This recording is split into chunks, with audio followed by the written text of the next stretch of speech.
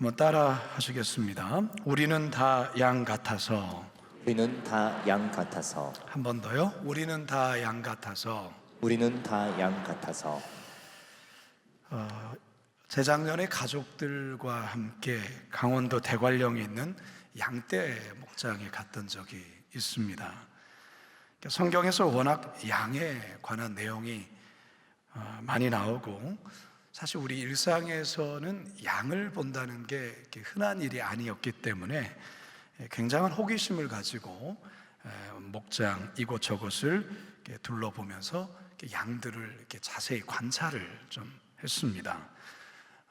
꽤 많은 양들이 이제 울타리가 쳐진 넓은 목장 안에 각각 흩어져서 풀을 뜯어 먹으며 참 한가롭게 참 지내고 있는 모습이 참 신기해 보였습니다. 그런데 가까이에 가서 이 양들을 이렇게 가만히 봤을 때 제가 좀 몇 가지 놀란 게 있었습니다. 첫째는 멀리서 봤을 때는 흰 털에 굉장히 깨끗한 양이라 생각했는데 가까이 가서 보니까 굉장히 놀랐습니다. 굉장히 지저분한 거예요.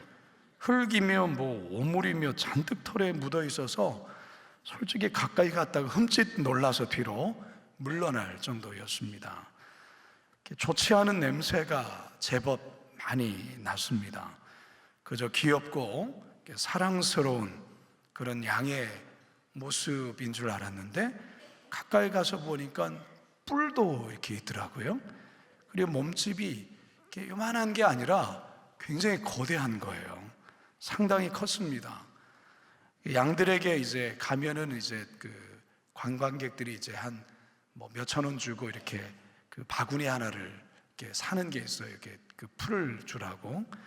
바구니에 넣어서 이제 그걸 이렇게 주는데 이 녀석들이 이게 얼마나 욕심이 많은지 다른 이들이 막 머리에 올라타가지고 자기에게 달라고 줬는데 또 달라고 옆에 막 얼굴을 막 뭉개면서 아무튼 머리를 막 디밀면서 막 그렇게 욕심내게 이렇게 먹이를 먹는데 어린애들이 먹이를 주다가 무서워서 막 우는 애들도 있는 거예요. 제가 이 양들을 보면서 왜 성경에서 우리를 양이라 했는가 이해가 좀 많이 갔습니다. 시편에서 가장 유명한 시편이 이제 시편 23편 아니겠습니까? 하나님은 우리의 선한 목자 되시고 우리는 그의 양으로 비유합니다. 여기서의 양은 목자의 돌봄이 없이는 도무지 살아갈 수 없는 존재로 설명을 하죠. 신약 성경에서도 예수님은 자신을 선한 목자라 말씀하시고 우리는 그의 음성을 듣는 양으로 비유합니다. 오늘 우리가 대하는 이 이사야서 53장에서도 우리를 양이다 그렇게 말하고 있어요. 그렇다면 과연 이사야 선지자가 이 고난받는 종의 노래를 통해 묘사하려는 양이 과연 어떠한 양이며 그리스도의 고난을 통해서 오늘 우리들에게 말씀하시려는 주의 음성이 무엇인지 우리 다시 본문으로 들어가 살아계신 하나님의 음성 듣게 되기를 간절히 소망합니다. 첫 번째 따라합시다. 우리는 다 양과 같습니다. 우리는 다 양과 같습니다. 이사야 선지자는 우리 인간이 얼마나 어리석고 우둔한 죄인인지를 양의 고집스러움과 방향 감각이 둔한 것을 비유로 이렇게 설명을 합니다. 다시 6절 상반절입니다. 시작. 우리는 다 양 같아서 그릇 행하여 각기 제 길로 갔거늘. 여러분 양에 대해서 좀 아실지 모르겠어요. 양은 이 시력이 대단히 약하다고 해요. 양의 또한 눈이 머리 양쪽에 있어서 이 시야각이 꽤 넓습니다. 하지만 문제는 뭐냐면 이런 구조 때문에 정면의 시력이 굉장히 약한 거예요. 1에서 2m 정도 가까운 거리는 인식하지만 그것을 넘어가게 되면 이 거리 판단이 둔해진다라는 거예요. 그리고 먼 거리나 세밀한 물체를 잘 구분하지를 못합니다. 특히 양은 밤의 시력이 너무 안 좋습니다. 그래서 어두운 환경에서는 굉장히 많이 불안해합니다. 그래서 양들은 항상 이 무리를 지어서 다니는 겁니다. 그런데 이제 문제는 이 양무리를 이탈하게 되면 그때부터 이 이탈한 양은 방황하게 되는 거예요. 시력도 방향 감각도 좋지 않기 때문에 3m 앞에 낭떠러지가 있어도 그게 낭떠러지가 있는지도 잘 모르고 그냥 가는 거예요. 양에게도 뿔이 있습니다. 뿔. 근데 뿔이라고 하기에는 너무 좀 그래요. 그리고 발톱이나 이빨도 날카롭지가 않습니다. 따라서 무슨 뭘 공격을 한다든가 여기는 너무 취약해요. 그러니까 맹수에게는 먹잇감으로 너무 좋은 쉬운 동물이 바로 이 양이라는 거죠. 그런데 이런 연약한 모습에 또한 반대로 양은 대단한 고집이 있다고 합니다. 익숙한 길이 아니면 가지 않으려고 하고 한 번 고집을 피우면 잘 돌이키지를 않는다는 거죠. 그리고 양은 스스로 청결을 유지하지를 못합니다. 여러분, 고양이들이 하루 종일 뭐 하는지 아십니까? 하루 종일 세수해요. 침을 발라서 이렇게. 근데 고양이도 그렇지만, 그래서 고양이는 굉장히 깨끗합니다. 고양이를 키워보시는 분은 아시겠지만. 근데 강아지도 틈만 나면 다리에다가 침 밑어서 계속 뭘 이렇게 빨고 막 그렇죠. 근데 양은 스스로 청결을 유지하지를 못해요. 털이 쉽게 더러워져요. 더러워진 털 속에 이 날파리들이나 찐득이들, 이게 이제 잘 달라붙어요. 어떤 경우는 이 작은 곤충들이 이 그 양털 안에 이렇게 알을 까놔요. 그러면 이게 살로 들어가는 경우가 있어요. 그렇기 때문에 이 양은 스스로 이렇게 생존하는 게 쉽지가 않습니다. 이 양은 절대적인 어떤 목자의 인도와 돌봄이 있지 않으면 살아갈 수가 없는 존재입니다. 근데 이 신기한 것은요, 양은요, 자기의 목자의 음성을 듣는다라는 거예요. 낯선 사람의 음성에는 전혀 반응하지를 않습니다. 자기의 목자가 누군지를 아는 거죠. 그래서 예수님도 이런 양의 특성을 가지고 다음과 같이 이런 이야기를 했어요. 요한복음 10장 27절입니다. 시작. 내 양은 내 음성을 들으며 나는 그들을 알며 그들은 나를 따르느니라. 내 양은 내 음성을 어떻게 한다고요? 듣는다라는 거예요. 그리고 나를 따른다. 여러분이 양들의 이 특징을 들으시면서 여러분 어떤 생각이 드십니까? 여러분은 어떤 양이세요? 목자 되신 예수님 앞에 여러분은 어떤 양이라 생각을 하십니까? 목자의 뒤를 잘 따라가는 순종적인 양이십니까? 아니면 항상 주의가 산만하고 늘 다른 것에 정신이 팔려서 무리에서 자주 이탈하며 제멋대로 혼자서 다니다 사고를 치는 그런 골칫거리 양입니까? 성도 여러분, 양은 시력이 좋지 않다고 했죠. 따라서 양무리에 가까이 붙어 있지 않으면, 또 목자의 인도를 잘 받지 않으면 어느새 양무리를 이탈하게 되어 있는 거예요. 양무리에 이탈하게 되면 정말 위험한 거예요. 그때를 이리들이 노리는 거예요. 목자의 시선에서 벗어날 때, 양무리를 벗어날 때를 이리들은 노리고 있는 거예요. 여러분, 그러하기 때문에 목자의 인도를 잘 받아야 된다라는 거예요. 여러분은 어떤 양이십니까?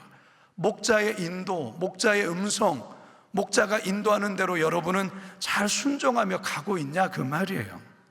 양은 한 번 고집을 피우면 잘 돌이키지를 않는다고 했어요. 우리 안에 고집을 피우면 잘 돌이키지 않는 모습 없습니까? 우리 안에도 있잖아요. 주님이 가라 하면 가고 서라 하면 서야 하는데 내 고집, 내 뜻대로 가고 서고 하는 것을 여러분 스스로가 결정하며 살 때 있지 않습니까? 양은 쉽게 더러워지기 때문에 잘 씻어주지 않으면 이 역한 냄새가 나고 거기에 날파리들이 알을 까고 찐득이들이 기생한다고 했어요. 그래서 정기적으로 소독을 해줘야 되는데, 그렇다면 여러분은 어떻습니까? 여러분들의 마음은 정결하십니까? 여러분은 깨끗한 양입니까? 제가 이 양에 대해서 이 설교를 준비하다가 아주 재미있는 영상 하나를 발견하게 됐어요. 한번 좀 보여주세요.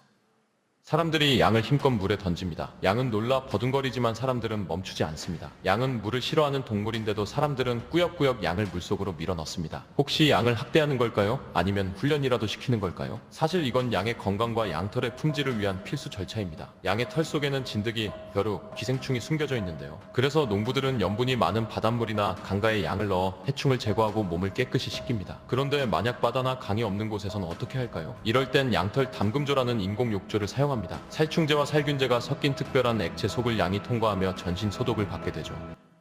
이렇게 해서 양들의 청결을 유지하는 거예요. 아까 막 던지는 거 보셨죠? 거의 막 패대기를 치지 않습니까? 저도 처음에 저 영상 봤을 때 저거 뭐지? 라고 했어요. 근데 저게 양털 안에 숨겨있는 해충들을 죽이고 양을 청결하게 하는 과정인 거예요. 양의 입장에서는 이게 느닷없이 막 주인이 막 자기를 던지고 막, 그럼 놀라지 않겠습니까? 여러분, 우리들도 마찬가지입니다. 우리들도 은혜의 강물에 정기적으로 던져지지 않으면 나도 모르게 우리 안에 있는 해충이 들어와요. 우리 안에 있는 죄의 오염이 우리의 몸을 더럽힌다라는 것이죠. 세상의 욕심과 걱정과 염려가 어느새 나도 모르게 우리의 영혼을 더럽히는 거예요. 이런저런 악한 영들의 공격에 쉽게 노출될 수 있다, 그 말인 거죠. 디도서 1장 15절 함께 읽습니다. 시작. 깨끗한 자들에게는 모든 것이 깨끗하나 더럽고 믿지 않은 자들에게는 아무것도 깨끗한 것이 없고 오직 그들의 마음과 양심이 더러운지라. 우리의 마음과 양심이 우리도 모르는 사이에 더러워진다, 그 말이에요. 따라서 여러분, 우리 그리스도인들은 날마다 주의 보혈이 흐르는 곳으로 나아가 성령의 손길로 죄를 씻어야 하는 것입니다. 기도와 말씀으로 늘 자신을 점검하고 청결함을 유지하고 성령의 기름 부으심을 받아야 영혼을 깨끗하게 지킬 수 있는 거예요. 우리가 사순절 동안 40일 동안 성전에 나와서 기도하며 묵상하는 이유가 무엇입니까? 우리의 영혼을 청결케 하는 작업인 거예요. 왜 고난주간 특별 새벽 기도에 이 새벽에 나와서 하나님 앞에 말씀을 듣고 기도하는 것입니까? 나도 모르게 지난 1년 사이에 내 안에 들어와 있는 더러운 죄의 그런 기생충, 죄에 더러워진 오염되어 있는, 사실 우리는 나 자신이 그렇게 오염된지도 잘 몰라요. 내가 내 스스로 교만한지도 잘 모른다, 그 말이에요. 제가 오늘 새벽에 일어나서 머리를 감는데 하나님이 제 안에 있는 교만함을 보게 해주셨어요. 저는 교만한 줄 몰랐어요. 제 안에, 제 마음 안에 나도 모르게 나도 유명해지고 싶다라는 마음이 제 마음속에 있는 걸 보게 되었어요. 저는 겸손한 줄 알았어요. 근데 저에게도 누군가가 목회 잘하십니다, 이런 대단한 사역 하십니다, 요즘에 이런 사역을 광성교회가 잘한다고 하는데, 제가 이 말에 은근히 즐기고 있는 저를 오늘 새벽에 발견하게 됐어요.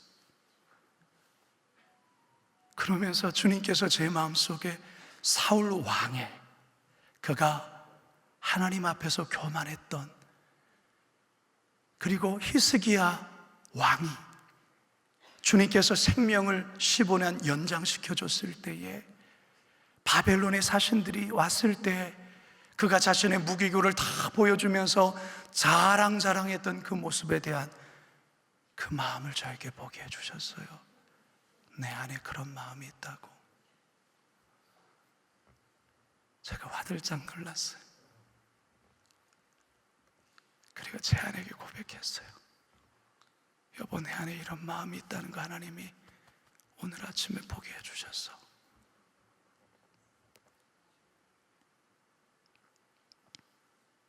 제가 그런 사람입니다.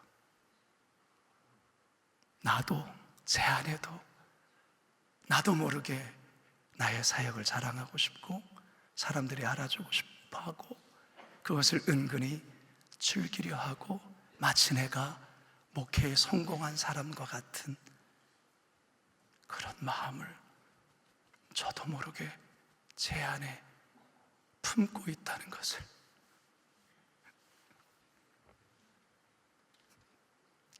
이 새벽에 주님 앞에서 들켰어요.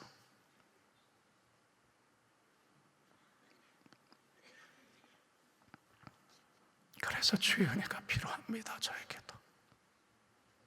저의 은혜, 주의 은혜가 아니면 얼마나 어리석은 양과 같은 저의 모습인지를 알게 되었습니다. 우리 시간이 찬양 고백했으면 좋겠어요. 내 주의 보혈은 정하고 정하다. 내 주의 보혈은 정하고 정하다. 내 죄를 정케 하신 주 날 오라 하신다. 내가 주께로 지금 가오니 십자가의 보혈로 날 씻어 주소. 약하고 주에도 약하고 주에도 주께로 나가면 힘주시고 내 주함을 못 씻어 주시네. 내가 주께로 내가 주께로 지금 가오니 십자가의 보혈로 날 씻. 내가 주께로 지금 가오니 내가 주께로 지금 가오니 십자가의 보혈로 십자가의 보혈로 날 씻어 주소서. 우리는 어리석고 우둔한 양과 같아요. 쉽게 길에서 이탈하고 그리고 고집스럽고 쉽게 더러워지는 양이에요. 바라게 놓는 이 새벽, 바로 그런 양이 나 자신임을 깊이 깨닫고 선한 목자 되신 예수님, 그분을 이 아침에 바라보며 그분의 음성 앞에 귀를 기울이며 주님 따라 생명의 길만 따라가겠습니다 다짐하시는 우리 모두가 되시길 주님의 이름으로 축원합니다. 두 번째 따라합시다. 우리 죄를 그에게 담당시키셨습니다. 우리 죄를 그에게 담당시키셨습니다. 과거 시인과 촌장에서 싱어송라이터로 활동했던 하덕규 지금 목사님이 되셨죠. 우리에게 잘 알려진 가시나무. 내 속엔 내가 너무도 많아 당신의 쉴 곳 없네. 내 속엔 헛된 바램들로 당신의 편할 곳 없네. 내 속엔 내가 어쩔 수 없는 어둠, 당신의 쉴 자리를 뱉고 내 속에 내가 이길 수 없는 슬픔, 무성한 가시나무 숲 건네 바람만 불면 그 메마른 가지 서로 부대끼며 울어대고 쉴 곳을 찾아 지쳐 날아온 어린 새들도 가시에 찔려 날아가고 바람을 불면 외롭고 또 괴로워 슬픈 노래를 부르던 날이 많았는데 내 속엔 내가 너무도 많아서 당신의 쉴 곳 없네. 이 가사에서 당신은 다름 아닌 예수님을 말해요. 그의 고백이에요. 이 하덕규 씨는 자기 속에 자기가 너무나도 많다고 표현하고 있어요. 자기 속에는 자신도 어쩔 수 없는 어둠, 슬픔이 곧 가시나무 숲과 같다고 말하는 거죠. 사실 이런 모습은 이 하덕규 씨에게만 있는 게 아니라 하나님을 만나지 못한 모든 사람의 내면에 자리하고 있는 모습이에요. 사도 바울 역시 어쩔 수 없는 절망적인 마음의 상태를 보며 그는 이렇게 고백하지 않습니까? 로마서 7장 18절과 19절입니다. 시작. 내 속 곧 내 육신에 선한 것이 거하지 아니하는 줄 아노니 원함은 내게 있으나 선을 행하는 것은 없노라. 내가 원하는 바 선은 행하지 아니하고 도리어 원하지 아니하는 바 악을 행하는도다. 결국 바울은 말할 수 없는 이 괴로움과 고통 속에 탄식하지 않습니까? 오라 오라 나는 곤고한 사람이로다. 이 사망의 몸에서 누가 나를 건져내랴. 이 모든 것이 죄로 인해 빚어진 인간의 비참한 실존이라는 것이죠. 성경은 로마서 3장 23절을 통하여 모든 사람들이 죄를 범하였음에 하나님의 영광에 이르지 못했다라고 선언하고 있습니다. 다시 말해서 모든 인간은 죄를 범했고 그래서 모든 인간은 죄인이라는 것입니다. 어느 누구 하나 예외 없습니다. 죄는 크게 두 종류의 죄가 있죠. 인류 최초의 사람 아담이 지은 죄, 그 죄로 인하여 아담 이후의 모든 인류, 모든 사람에게 자동적으로 유전되어 흘러온 원죄라는 게 있습니다. 그리고 이 원죄의 영향으로 각자가 스스로가 짓는 죄인 자범죄가 있지 않습니까?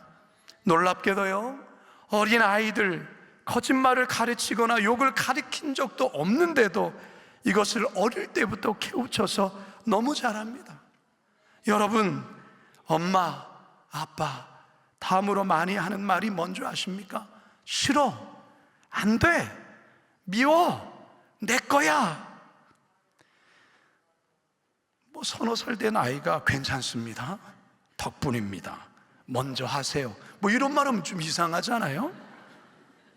싫어, 뭐 이런 것을 우리는 당연하게 생각하는지 모르지만 사실 그거 가만히 생각해 보면 남을 미워하고 거짓말하고 그런 어떤 것들, 공격하는 일 누가 가르쳐 주지도 않았는데도 너무 잘하는 거예요. 이게 바로 인간 안에 있는 죄성이라는 거예요. 어릴 때부터, 아기 때부터 인간은 뼛속 깊이 이기적이고 자기중심적인 죄인이라는 거예요. 여러분, 이 죄인이라는 증거는 자기중심성에 있어요. 나란 거 나. 그러니까 하나님이 그 안에 있을 자리가 없는 거예요. 하나님이 주인 되어셔야 되는데 내가 주인이 되어 앉아 있는 거죠. 이게 바로 인간이 뼛속 깊이 죄인이라는 거예요. 근데 여러분, 죄는 반드시 형벌이 따른다라는 거예요. 그 형벌이 바로 사망, 죽음이라는 거죠. 로마서 6장 23절에 죄의 삭은 사망이요라고 선언하고 있지 않습니까? 에스키모인들이 늑대를 사냥할 때 늑대의 피를 탐하는 이 본성을 자극해서 늑대를 사냥한다는 말 들어보셨을 거예요. 사냥꾼이 칼날을 아주 날카롭게 간 후에 거기에 동물의 피를 바르고 춘 밖에다 세워놓아요. 그리고 피가 얼어붙은 칼날 위에 다시 피를 바르고 이 과정을 여러 번 반복하죠. 그러면 이 늑대가 피 냄새를 맡고 다가와서 얼어붙은 피를 핥기 시작합니다. 처음엔 그냥 그 동물의 피를 핥는다 생각하죠. 그 핥다 보면 자기 혀가 베이는 줄도 몰라요. 계속해서 핥다가 자기 피가 계속해서 나오고 결국에는 과다출혈로 죽으면 에스키모인들은 그 죽은 늑대를 그렇게 손쉽게 사냥을 하는 거예요. 인간의 죄성도 이와 똑같다라는 거죠. 결국 인간도 죄의 욕망을 이기지 못하고 결국 죄로 인하여 영원한 죽음으로 멸망하게 되는 것입니다. 뭐가 죄인 줄도 모르고 어리석은 양처럼 각기 죄의 길에서 그냥 그렇게 방황하다가 마귀의 먹잇감이 되고 마는 거예요. 그래서 영원한 지옥으로 끌려가는 것이죠. 이런 심각한 죄의 문제를 해결하기 위하여 하나님께서 어떻게 하셨습니까? 그게 이사야서 53장 6절 하반절입니다. 시작. 여호와께서는 우리 모두의 죄악을 그에게 담당시키셨도다. 우리의 죄악의 문제를 하나님은 그리스도에게 대신 담당케 하셨다라는 거예요. 요한 1서 4장 10절 하반절입니다. 시작. 하나님이 우리를 사랑하사 우리 죄를 속하기 위하여 화목제물로 그 아들을 보내셨습니다. 결국 이 모든 죄의 문제를 우리 예수님께서 십자가에서 친히 담당하셨다라는 것이죠. 그리고 마지막으로 십자가에서 선포한 말씀이 무엇입니까? 테텔레스타이, 다 이루었다라는, 죄의 빚을 다 갚았다라는 것입니다. 사도 바울은 로마서 6장에서 온 인류가 죄의 노예였지만 예수 그리스도께서 십자가를 통하여 마귀에게 원자폭탄을 투함으로 마귀가 결국 항복하고 우리는 죄에서 해방되었다라고 선언하고 있지 않습니까? 로마서 6장 18절 시작. 죄로부터 해방되어 의에게 종이 되었느니라. 아멘. 사랑하는 성도 여러분, 이제 저는 말씀을 마치려고 합니다. 우리들은 다 뭐와 같다고요? 양과 같다라는 거예요. 양과 같아서 그릇 행하여 각기 제 길로 갔거늘. 각기 제 길로 가면 죽는 거예요. 무리를 따라서, 목자의 인도에 따라서 가야만 양은 생존할 수 있어요. 그러나 각기 제 길로 가면 죽는 거예요. 사나운 이리떼에 잡혀 먹을 수밖에 없는, 그게 우리의 운명이라는 것이죠. 그러나 우리를 살리시려 하나님은 그리스도께서 우리의 모든 죄를 담당케 하셨고 우리를 살리셨다라는 것입니다. 성도 여러분, 이 새벽에 정말로 어리석은 양같이 살았던 우리의 삶을 깊이 들여다보세요. 여러분, 고난주간이 매년 반복되다 보니까 어떤 메시지가 나올지 사실 우리가 대충 예상하잖아요. 예수님의 십자가 고난, 순환, 귀에 못이 박히도록 들었잖아요. 여러분, 조심하세요. 너무 자주 들어서, 너무 익숙해져서 그저 그런 메시지로 듣지 마세요. 이 말씀 앞에 여러분 홀로 쓰세요. 이 말씀 앞에 여러분 실체를 마주하라, 그 말이에요. 교만한 그 모습, 내 안에 있는 이 더러운 털 안에 숨겨져 있는 수많은 찐득이들, 죄의 고약한 냄새들, 자신은 잘 몰라요. 이미 후각이 익숙해져 있기 때문에 십자가 앞에 서서야 그 냄새가 역한 걸 알게 되는 거예요. 많은 이들이 그것을 잘 몰라요. 목사인 저조차도 모르며 산단 말이에요. 이 새벽 다시 십자가 앞에 섭시다. 다시 하나님의 은혜 앞에 섭시다. 내가 주의 인도함이 아니면 이리에게 맹수에게 잡혀 먹을 수밖에 없는 그런 어리석은 양이라는 것을 이 새벽에 절제 깨닫고 주님의 십자가를 붙들고 주 앞에 처절히 울부짖으며 기도하실 때에 우리 주님께서 이 새벽 여러분 만나 주실 줄로 믿습니다. 그 주님 만나시는 저와 여러분 되시길 주님의 이름으로 축원합니다.